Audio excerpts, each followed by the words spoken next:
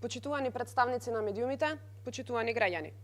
Министерка Царовска, давате изјави во кои стартот на учебната година го оценувате како успешен. Жално е добивањето лозинки да го потенцирате како успех од невидени размери во дигитализацијата, а срамно е што се тоа го кажувате со насмевка на лицето.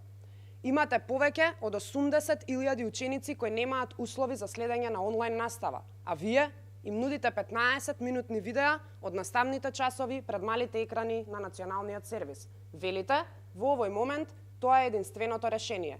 Не, тоа е само оправдување.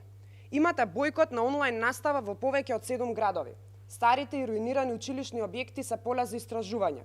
Платформата ви е нефункционална. Еве вчера и Министерството за образование и наука имаше нефункционална онлайн страна.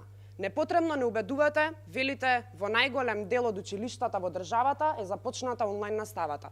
А што е со останатите кои воопшто не започнаа? Не сме изненадени.